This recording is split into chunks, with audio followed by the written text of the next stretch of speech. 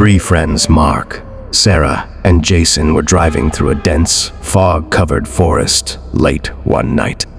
They had taken a detour off the main highway, hoping to find a scenic route, but now, hours later, they were lost.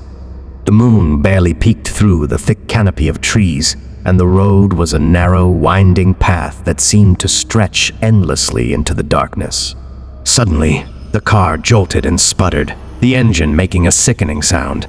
Mark, who was driving, swore under his breath as he tried to restart it, but the engine wouldn't turn over. They were stranded in the middle of nowhere. Great. Just great, Sarah muttered from the back seat, glancing nervously out the window into the shadows of the forest. Jason, always the optimist, suggested, maybe there's a house or something nearby. Let's go check it out. We can't just sit here all night. The three friends got out of the car, their breath visible in the chilly air. As they ventured further into the forest, the trees seemed to close in around them, their twisted branches like skeletal fingers reaching out from the dark. After what felt like an eternity, they saw a faint light flickering through the trees. As they approached, they realized it was an old, dilapidated house, its windows shattered and its wooden boards creaking in the wind. "It's just for one night," Jason whispered, more to himself than to the others. Reluctantly, they walked up the creaking steps of the porch. The door was slightly ajar, and with a gentle push, it opened with an eerie, prolonged creak. Inside, the house smelled of damp wood and decay. The air was cold, colder than it should have been for the season. They stepped inside, their footsteps echoing on the wooden floorboards. "Hello?" Mark called out, but his voice was swallowed by the silence. They decided to stay in the living room, where an old, dust-covered sofa sat in front of a fireplace filled with ash. As they settled in, the wind howled outside, and the house seemed to groan and shiver with each gust. They could hear faint, almost imperceptible whispers coming from the walls. Sarah shivered, rubbing her arms. "This place gives me the creeps," she whispered. "I feel like we're being watched." Jason laughed nervously. "It's just the wind, Sarah. Don't let your imagination run wild." But the whispers grew louder, now more distinct, like a hushed conversation in a language they couldn't understand. The sound seemed to come from everywhere, at once: the walls, the ceiling, the floor. Suddenly, a door at the far end of the room slammed shut on its own, sending a chill down their spines. Mark jumped up, his face pale. What was that?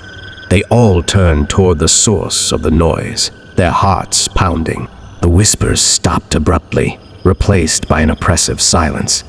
Then they heard it, a slow, deliberate scraping sound, like nails dragging across wood. It was coming from upstairs. "We should leave," Sarah said, her voice barely a whisper.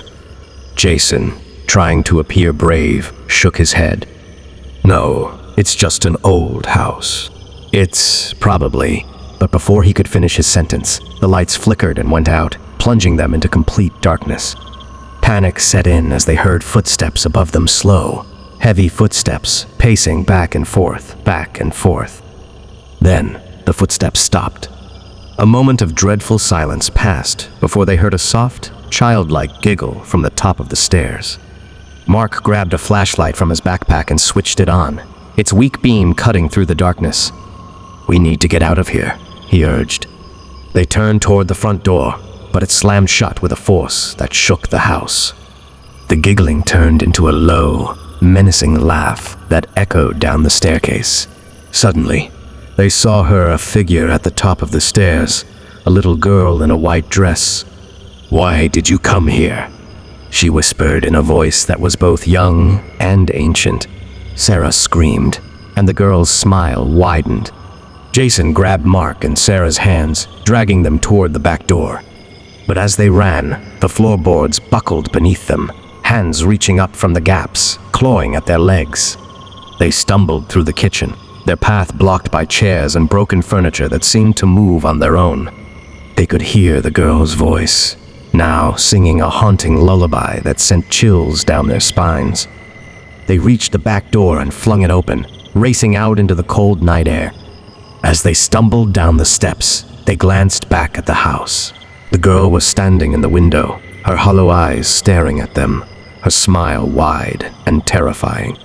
As they sped away, they could still hear the faint sound of laughter echoing through the trees, a chilling reminder that they had trespassed somewhere they never should have been. They never spoke of that night again, but sometimes, when they closed their eyes, they could still see her smile, waiting for them in the shadows.